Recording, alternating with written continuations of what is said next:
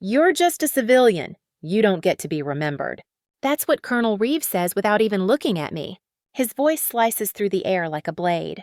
We're in briefing room C, fluorescent lights overhead, the scent of burnt coffee lingering from the morning meeting. My badge still hangs from my neck, but in this room it suddenly feels meaningless. The others don't speak. They don't even flinch. My name has been erased from the project files. My code stolen, rebranded, deployed. I'm not even angry anymore. Just hollow. I want to shout, slam the table, tell them that they're standing on a system I built from nothing, that without me there would be no Sentinel. But I don't. I breathe. I wait. Because the general walks in exactly 43 seconds. And when he does, they'll all learn what happens when the invisible woman finally speaks. My name is Sarah Whitmore. I'm 29 years old, born and raised in North Carolina, and I'm a civilian contractor for the United States Department of Defense. My official title, Tactical Systems Simulation Developer. But titles don't mean much when you walk into a room full of uniforms and no one looks you in the eye. It happened 3 days ago. Friday morning, Aero 900 hours sharp. We were gathered inside the Operations Strategy Room at Fort Mendel, Virginia, the kind of room where time feels thick, the air is stiff with recycled duct flow, and every chair squeaks if you shift even slightly. 12 officers sat around the central conference table, surrounded by 2 concentric rows of observers, analysts, tech advisors, and contractors like me. Except none of them had written the core framework of the training protocol we were there to review. I had. Every line. Every behavior tree. Every real-time decision calculation that now formed the backbone of Sentinel, the advanced combat simulation AI they were hailing as the next frontier of battlefield prep. But you wouldn't know that by looking at the room. No nameplate for me. No mention in the printed materials. Not even a line of credit on the internal release notes. I stood near the side wall, hands clasped behind my back, not out of submission but out of habit. It's a stance I learned from watching soldiers neutral firm contained. I wore a black blazer and flat boots, my ID badge clipped to my belt. Civilian clearance unranked, invisible. Lieutenant Colonel Daniel Reeve, my immediate superior, stood at the head of the table pointing to the projector display. He was tall, clean-shaven, all angles and performance. His voice had that tone part authority part sales pitch as he gestured to the stats I'd compiled. The decision engine has reduced real-world response latency by nearly 35%. Simulated casualties in urban ops training have dropped by over 40% since implementation, he said without blinking. Someone asked about the model's ability to adapt to unconventional threats. Reeves smiled. Sentinel responds dynamically. It learns, anticipates, evolves. That was my cue. He'd left that feature out of the manual. On purpose. Only I could explain it clearly. I took a step forward. If I may, the adaptive response feature. Reeve turned, smiled thinly, and said, "You're just a civilian. You don't get to speak in this room." That line, it didn't land like an explosion. It was quieter, colder. A scalpel, not a grenade.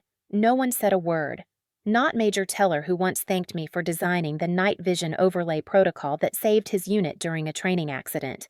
Not Sergeant Ava Calloway, who emailed me 2 months ago asking for personal guidance on navigating Sentinel's crowd control parameters. Not even the analyst beside me, whose entire quarterly report was based on my code results. I stared at Reeve. He didn't look angry, just amused, certain. He knew exactly what he was doing, reinforcing the hierarchy. Cementing my place, dismissing me not because he doubted my competence, but because he could. I felt my jaw tighten, but I said nothing, not because I was weak, because I was watching. Everyone else looked away, some scribbled notes. One cleared his throat. Most pretended I wasn't even there. I clasped my hands tighter behind me, my thumbs digging into my palm until I felt the edge of the ring my father gave me when I signed my first DoD contract. "Stay sharp, kid," he'd said. "The hardest rooms are the ones without windows." But this one had windows. Big glass panels facing the base's inner compound, and that's when I saw them. 5 matte black SUVs pulling into the lot. Military-grade, escort formation. Doors opened in unison. Out stepped 6 individuals. One I recognized immediately, General Alan Halford, commander of Joint Advanced Operations. 4-star rarely leaves DC for anything less than war. Behind him were 2 operators in full tactical dress, not ceremonial, not for show. These were field people, real people. They headed straight for the entrance. Inside the room, the projector glitched slightly as Reeve clicked to the next slide. He didn't notice the vehicles, didn't hear the shift in base security alert tones, didn't register the way the tech aide by the door stood up a little straighter. But I did, because I knew what was coming. Reeve had stolen credit for the Sentinel program, but he didn't know that Sentinel had already been deployed unofficially under classified directive in Nevada during a Black Ops training led by a covert elite division. And those operators, they were trained directly under my watch. The people walking into this building didn't come for him. They came because they owed me their lives. I didn't smile, not yet, but my pulse steadied, my spine straightened, because Reeve might have thought I was just a civilian. But the general walking through that door, he knew exactly who trained his best. And this time, the whole room was going to find out. People think you need a uniform to serve, that without a rank, you're just a bystander to the machine, a contractor, a pencil pusher, a line in a spreadsheet. They don't see what I've seen. They don't know what I've built. I didn't come from privilege. I wasn't some Ivy League prodigy with DoD connections or a military father handing me clearance on a silver plate. My dad was a logistics officer at Fort Bragg who left the service when my mom got sick. My mom passed when I was 16. After that, I spent a lot of time in libraries, not the quiet, sunny kind. The ones with failing heating and fluorescent lights that hum too loud. I studied code like it was survival. MIT rejected me, twice. So I went to NC State, worked 3 jobs, and graduated with a double major in applied mathematics and systems engineering. Top of my class, still invisible. But one of my professors had done contract work for the Department of Defense and slipped my resume into a pile being reviewed by a small, underfunded R&D team in Virginia. They weren't looking for brilliance. They were looking for cheap. That's how I got in. They started me on interface debugging small stuff. Simulation feedback loops, atmospheric filters for drone training modules. I didn't complain. I listened, observed, made copies of training architecture. Late at night, I'd experiment modifying protocols and creating small adaptive patterns that learned from human input. I wasn't supposed to save the data. I saved all of it. Over 2 years, I built the groundwork for what would eventually become Sentinel, a decision engine simulator that reacted in real time to changing battlefield variables, weather, crowd, density, line of sight, interference, psychological state of the operator. It didn't just teach you to shoot. It taught you when not to. I didn't create it for war. I created it so fewer people would die. The first version was rough, but the second was precise, intuitive, fast. I submitted it to the internal proposal board under Reeve's supervision. He laughed when he saw it.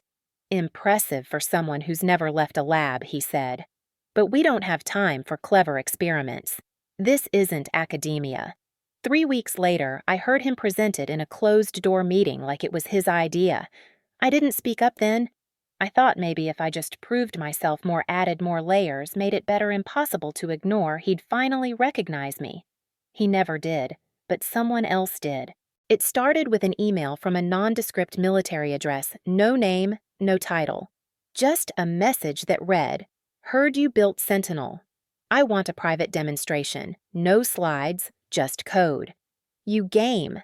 I hesitated. It could have been a prank, but something about it felt serious, curious, real. I set up a secure connection, stripped the environment down to its bare architecture, and ran the simulator in real time with my notes live on screen. 20 minutes later, I got a reply. "If what you showed me is true, we'll be in touch." 2 weeks passed, nothing. Then I got a call, encrypted line, voice modulated. A man said, "This is unofficial. This never happened, but we're running a training op in Nevada. Bring Sentinel. You'll be evaluated as an instructor. Civilian status, shadow role." I didn't ask for permission. I booked my own ticket, took personal leave, and brought nothing but a flash drive and a clean laptop. When I landed at Creech Air Force Base, I signed an NDA that was 10 pages long and said more about what I couldn't say than what I'd do. They escorted me to a hangar where 4 elite operatives were waiting. No ranks, no small talk. Just a table and the sentence, let's see if it works. I ran Sentinel live. We simulated hostage rescue breach and clear under fire disinformation chaos in urban terrain. By the second hour, they stopped testing me. They started asking questions. By the fourth hour, they asked if I could train them again the next day. And I did. For 6 days straight. Every night I updated the system, made it more reactive, smarter, less predictable. They started calling the program the ghost in the room. It anticipated things even their instincts didn't catch. On the 7th day, a man stepped into the hangar. Tall, measured, calm. He didn't introduce himself. He just watched silently for 40 minutes while I ran the final sim. When it was done, he walked over and said, "You ever think of applying for rank?" I shook my head. I'd never passed the chain of command tests. He smiled. "Good. That's why I want you." That's how I learned his name, General Alan Halford. He told me, "If you ever need help, call this number." I don't offer it twice. I never used it. Until now. Back at Fort Mendel after the conference room humiliation, after Reeve cut me down in front of my own code and my own team, I sat in my car for a long time. I thought about quitting. I even started writing a resignation letter. Then I remembered the look in those Nevada operators' eyes when they realized Sentinel wasn't guessing. It was learning from them. I remembered one of them pulling me aside and saying, "You taught me to think like the system and I've stayed alive because of that." That wasn't Reeve. That wasn't the Pentagon. That was me. So I didn't quit. Instead, I made a call. The number Halford gave me. It rang once. "Whitmore," he said. I took a deep breath. "Yes, sir." Talk. And just like that, everything started moving again. The funny thing about betrayal is that it's rarely loud. It doesn't come with sirens or alarms. It happens in quiet omissions, in names left off reports, in half smiles across conference tables where everyone knows the truth, but no one says it. It was a Thursday when I realized Reeve had officially stolen Sentinel. I'd spent the morning reviewing logs in the testing chamber. The latest sim data was off not failing, but drifting. The AI's reaction time was slower, less intuitive. It felt clumsy, like someone had been tinkering under the hood without knowing what they were touching. I opened the commit logs. The latest code push wasn't mine. Reeve had authorized an internal team to streamline my architecture condensing nodes, stripping out redundancy and removing what they called non-essential decision weight. In plain English, they took out the adaptive feedback module, the thing that made Sentinel Sentinel. They were turning it into a glorified video game. I confronted Reeve that afternoon in his office. He didn't even look up from his laptop. "You altered my system," I said. My voice was calm, deadly calm. "We made improvements," he replied, typing. "You built a good foundation, Sarah, but it was too academic." "Not scalable." "It wasn't academic," I snapped. "It was field-tested, in Nevada. It saved lives." He leaned back slowly, closed the laptop. Now he looked at me. "You think the Nevada deployment gives you weight?" he said. "That was an unofficial black op. No paper trail, no credit. I was asked to run that program. Personally, and you didn't report it." I blinked. I was under direct verbal command from, "He cut me off. You're a civilian. You don't get verbal command. You don't follow chain of command. You follow me." I stepped forward. "This isn't about chain of command. It's about erasing my work." "Correction," he said, standing now. "It's about making the work usable."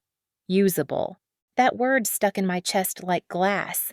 I realized then that Reeve never intended to share credit. He'd been waiting for the moment when my code was stable enough to hijack, then discard me. Worse, he didn't even see it as betrayal. He saw it as standard operating procedure. The internal report came out 2 days later, a glowing review of Sentinel's potential now fully rebranded under the Reeve Tactical Response Model.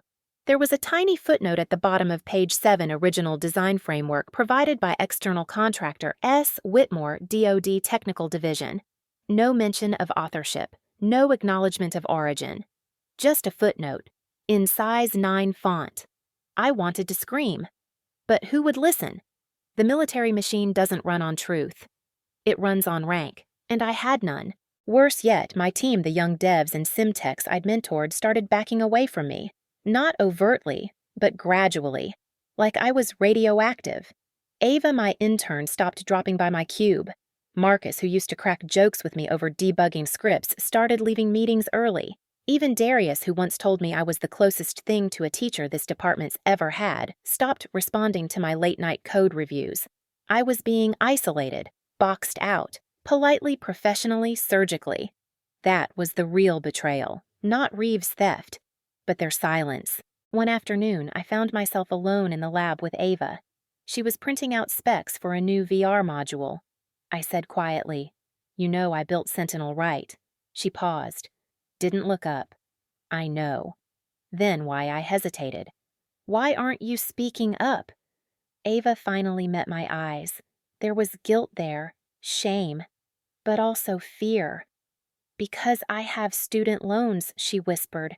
"Because I don't want to lose my clearance. Because if I defend you, they'll freeze me out next." I nodded slowly. I couldn't blame her. Not really. She wasn't betraying me. She was trying to survive in a system built to erase people like me. That night I sat in my car long after dark, staring at the dashboard.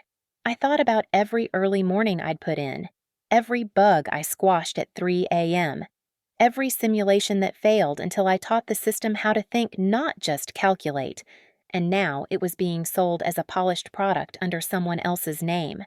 I pulled up the Nevada test footage on my laptop, the one the brass didn't even know existed. I watched one of the elite operators navigate a dense, high-pressure urban scenario in under 4 minutes. Not a single civilian tagged. No friendly fire. Every step calculated because the AI had learned his rhythms. That wasn't an accident. That was me. I closed the laptop, opened a secure terminal, and I typed the number Halford gave me. He answered on the second ring. "General Halford," I said. "You said if I ever needed help." There was a pause. I remember. I need it now. His voice dropped. "Is it about Sentinel? Yes, sir. It's been compromised." Another pause. Then, "Can you prove it?" "Yes." "Good," he said. "Send me everything and stay quiet. We'll handle this." And that's how the storm began. Not with a headline, but with a whisper. A civilian off the record triggering a chain of command from outside the chain. There's something about betrayal that hits harder when it comes from silence. After I called General Halford, I expected things to move fast. I thought maybe the injustice would finally be corrected. That someone, anyone would step in, acknowledge the theft, and stop Reeve from parading Sentinel around like it was his pet invention. But days passed, then a week, then 2. Nothing changed. Reeve still led every meeting, now swaggering through the halls like a man who'd found the final piece of a puzzle. Sentinel was scheduled for full-scale rollout. My access to the development environment had been quietly revoked. My keycard still worked, but half of my folders were under review. When I inquired, I got one-line emails from admin. "We're reassigning your technical scope for compliance purposes." Compliance. What a word. I was the architect, and now I couldn't even open my own blueprint. The worst part wasn't losing access. It was losing myself. Every day I went into that office, it felt like I was being erased in real time, like a ghost walking the halls of a building that no longer knew I was there. My badge still beeped green at the checkpoint, but I wasn't on any agenda. No one asked for my input. They stopped copying me on emails. I became an afterthought in a system I had helped design. One morning, I sat down at my workstation and saw a red sticky note on my monitor. "Desk relocation pending." No explanation, just that. I stared at it for a full minute, then peeled it off and crumpled it in my hand. By the time I got back to my apartment that night, something inside me had cracked. I didn't turn on the lights. I didn't even take off my boots. I just dropped my bag by the door, sat down on the floor in the hallway, and leaned back against the wall. For the first time since college, I cried. Not quiet, dignified tears, but full, ugly sobs that came from somewhere I hadn't touched in years. From the part of me that believed deep down that hard work and integrity should mean something, that if you just kept your head down and delivered results, eventually someone would see you. I had stayed late, worked weekends, missed birthdays. I had poured everything into Sentinel because I believed it could save lives. And now it was a bullet point on someone else's resume. I didn't eat dinner that night, Didn't sleep much either. I just lay in bed with my eyes open, the ceiling fan spinning shadows across the room. My mind kept replaying moments: Ava's silence, Reeves' smirk, that sticky note. By morning, I wasn't sad anymore. I was hollow. The next day, something unexpected happened. I got an email from a throwaway DoD account. No signature, no subject line, just one sentence: "You're not crazy." Reeves scrubbed your name from the development chain logs. We saw it. There was an attachment, a zip folder of internal version control diffs timestamped, showing the removal of my user ID on key commits. Evidence. Hard proof. I stared at the screen. Who sent this? One of the junior techs. Someone from the Nevada deployment. It didn't matter. For the first time in weeks, I felt a flicker of something real. I forwarded the file to Halford's secure channel, then messaged proof attached, awaiting next steps. His reply came 3 hours later. Hold position. I'm on site in 48 hours. Those 48 hours were the longest of my life. I still went to work pretending everything was normal. I answered emails I wasn't copied on. I watched Reeve give another debrief where he called Sentinel a collaborative effort across multiple military minds. I didn't flinch. I didn't blink. But I recorded everything. I took screenshots. I exported time-stamped snippets. I recompiled my original code into a private build just in case. Not to sell, not to threaten. Just to prove to myself, if nothing else, that I hadn't imagined all of this. That I had created something. That I wasn't expendable. The night before the general was scheduled to arrive, I stayed late in the lab. The others had gone home. Even the lights in the hallway motion sensors had shut off, leaving the room washed in that blue glow from the monitors.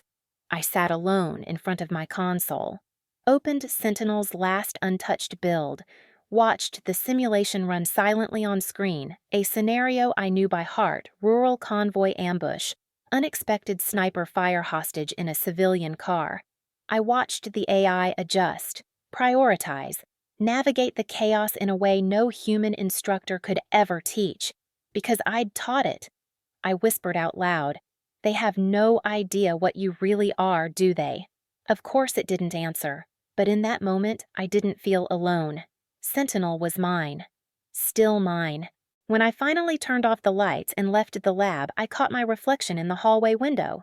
Same blazer, same boots, same tired eyes. But something was different now. I wasn't just surviving anymore. I was waiting, because when General Halford walked into that base tomorrow, everything was going to change. There's a strange calm that settles over you when you know your reckoning is scheduled. Friday morning, Aero 800 hours.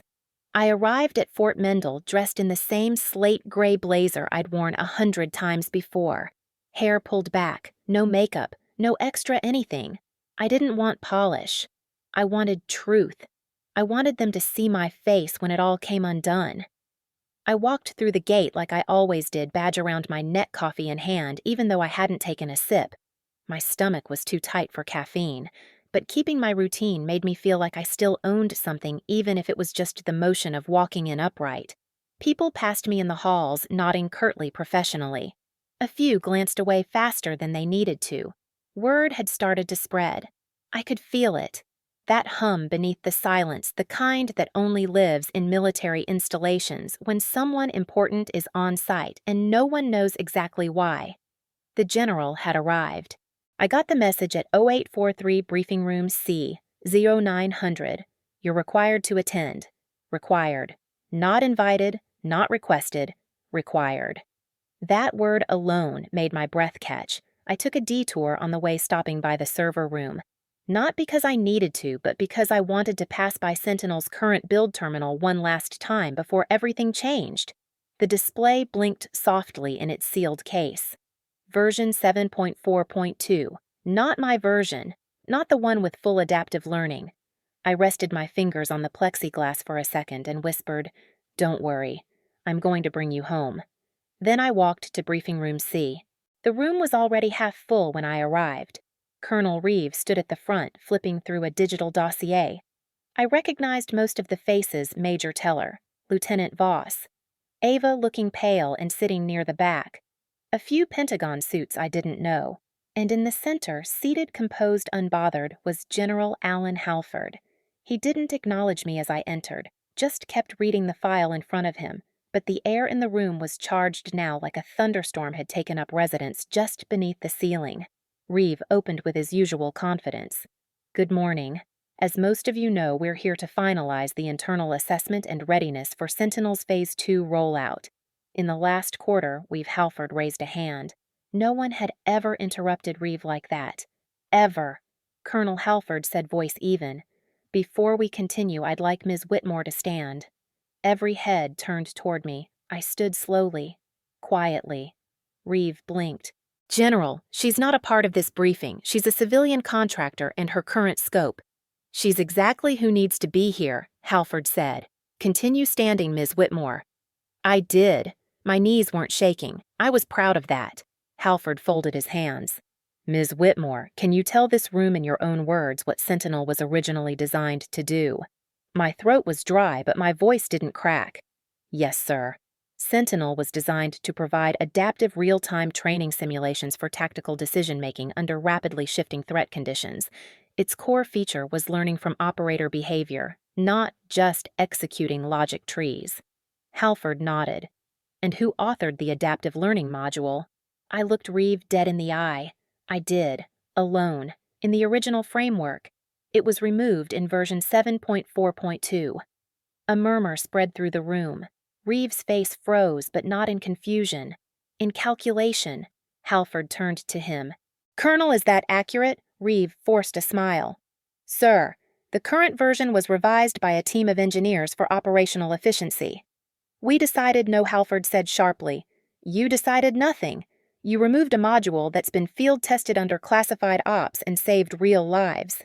He turned back to me. "Ms. Whitmore, I reviewed your Nevada logs.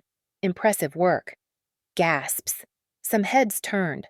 Others snapped back to Reeve. Reeve tried to recover.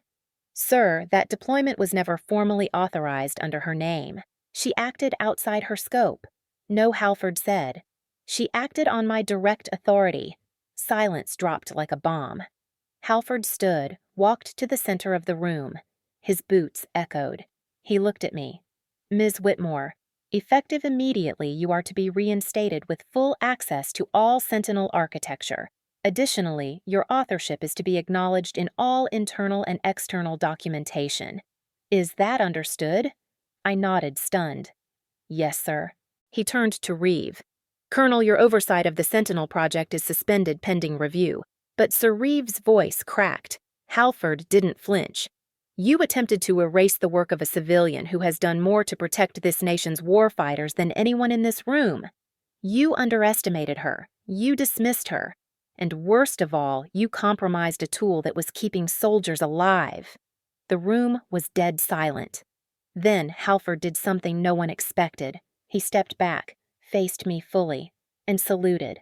"Ms. Whitmore," he said, "you trained our best, and we're better for it."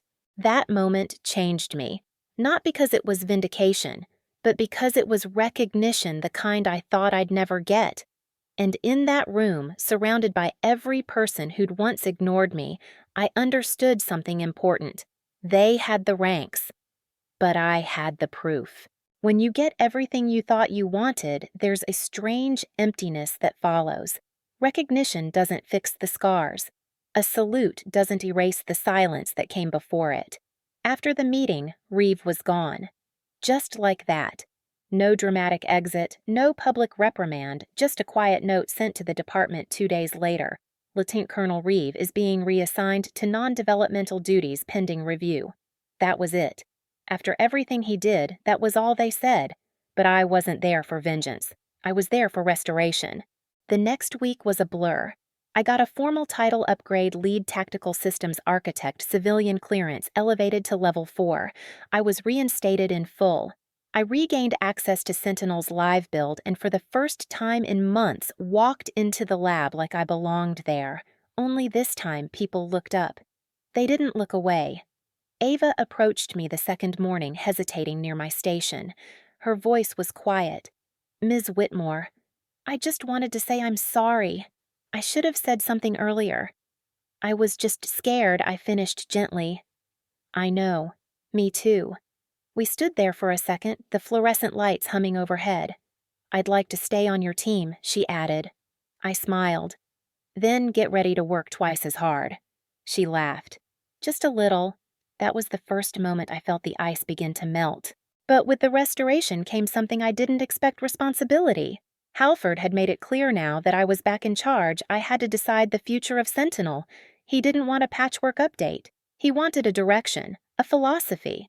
So I sat down one evening in the empty lab alone with only the hum of servers and a blinking cursor and asked myself, what is Sentinel now? Is it a training tool? A predictive system? A silent instructor? Or is it something else I remembered? Nevada, the simulations, the soldiers who came up afterward and said, "You made me feel prepared." That was it. Sentinel wasn't just software, it was a shield, a system that made warriors feel less alone in the chaos. Something that watched their backs, adapted with them, and helped them trust their own instincts again. That night, I rewrote the core mission statement from scratch. Sentinel exists to sharpen decision-making and preserve human life. It adapts not to win wars, but to end them faster. Its loyalty is not to command, but to survival. The code didn't need to change. I did. 3 weeks later, I got a message from Nevada, one of the operators from the original Black Op group. He'd heard what happened, wanted to know if I'd be willing to come back out and run a special training cycle with their new recruits. His last line made me pause. They told me I was lucky, that I had good instincts, but you gave me those instincts. You made me think like the enemy before I ever saw one. I stared at the message a long time. This was why I built it. Not for medals, not for applause, but for them. Before I replied, I took one last walk through Fort Mendel, the same walls, same gray hallways, but everything looked different now. I passed rooms where I used to stand silent in the back, and people nodded at me like I belonged. One of the younger officers even opened the door for me with a sheepish grin. At the cafeteria, I saw Darius, one of the devs who'd gone cold on me during the fallout. He stood when he saw me. Sarah, he said not. Whitmore, just Sarah. I gave him a small nod. Still writing messy code. He smiled. Trying not to break your system. I left a few traps in there, I joked. He chuckled, but then grew serious. For what it's worth. I should have stood up. A lot of us should have. You didn't break me, I said. You just helped me figure out who I could count on. That hit him. He nodded once and sat back down. I walked out into the late afternoon sun. When I got home that evening, I replied to the message from Nevada. Count me in. Let's train the next ones right. No shortcuts. No politics. Just survival. Then I shut my laptop and sat by the window, watching the trees sway in the warm wind. For the first time in what felt like forever, I wasn't watching my back. I wasn't in hiding. I was seen. And that's when I knew what the confrontation had truly been about. It wasn't me against Reeve. It was me against the idea that I had to stay silent to stay useful, that I had to be invisible to survive, that without a uniform I had no authority, but I do, and I always did. Some victories are loud champagne applause medals. Mine wasn't. Mine was a sunrise over the Nevada desert, a quiet hum of servers powering up, and the stillness of 20 young recruits standing in formation waiting for a simulation that didn't look like anything they'd ever trained on. They didn't know me, not really. To them, I was Dr. Whitmore, the civilian advisor with a clipped ponytail and a laptop full of code. No rank, no weapon, no swagger. But they listened, because someone told them I had taught the best, that I'd designed a system that didn't just simulate war, it prepared you for the noise inside your own head when the bullet started. I stepped to the front of the group and looked at the new faces. Welcome to Sentinel, I said. This isn't just a simulator, it's a mirror. What you put into it, it reflects back. Brutally, honestly. The system doesn't care about your rank or your toughness. It cares about how you think under pressure. Some raised their eyebrows, others folded their arms skeptically. That was fine. That was familiar. You won't win by being faster, I added. You'll win by being smarter and by being aware. That caught their attention. I could always tell when the room changed. The new Sentinel wasn't just about combat readiness anymore. I'd restructured it to detect emotional fatigue, tunnel vision, ego-driven risk decisions, the human vulnerabilities that cost lives more than poor aim ever did. I embedded optional breakpoints in the sim moments where a soldier could choose to stand down, reassess, or change objectives without penalty. Those moments taught more than any firefight ever could. For the next 7 days, I trained them, not like a sergeant, not like a programmer, like someone who had battled systems and survived. Back in North Carolina, I finally visited my dad's grave. I hadn't been in 3 years. I always told myself I was too busy or too tired or that I didn't want to remember the hospital version of him. But now I stood there tall, steady, wearing the same boots I wore on that humiliating morning in Fort Mendel. I placed a coin on the stone. Not a military coin. A tech badge, the original Sentinel Alpha tag I'd worn on my first trip to Nevada, the one he'd told me to keep on me as a reminder of where I started. I made it. "Dad," I whispered. "They tried to cut me out, but I left my name in the code." I didn't cry. Not because I was trying to be strong, but because for the first time I felt peace. Back at Fort Mendel, things had shifted. Ava was leading the junior team now under my supervision. Darius and the others were helping me prepare Sentinel for a potential NATO integration. There was even talk of publishing the framework in a restricted journal. But I wasn't chasing headlines anymore. I was mentoring. Quietly, intentionally. One afternoon, Ava asked me, "Do you ever wish you'd just stayed invisible, that you never made the call to Halford?" I thought about that. The silence, the long nights, the moment I stood in that room and Reeve said, "You're just a civilian." Then, the moment Halford raised his hand and said, "You trained our best." "No," I said, because if I had stayed invisible, they would have rewritten the truth. She nodded slowly. I added, "There's power in staying quiet when it counts. But never mistake that for permission to be erased." A few months later, I got a letter in the mail, thick envelope official seal. It was from the Pentagon. Inside was a formal commendation for excellence in the development of adaptive tactical training systems and for service to the preservation of American lives through civilian innovation. There was a plaque, too. They wanted to hang it in the Fort Mendel briefing room right where Reeve once stood. I approved it.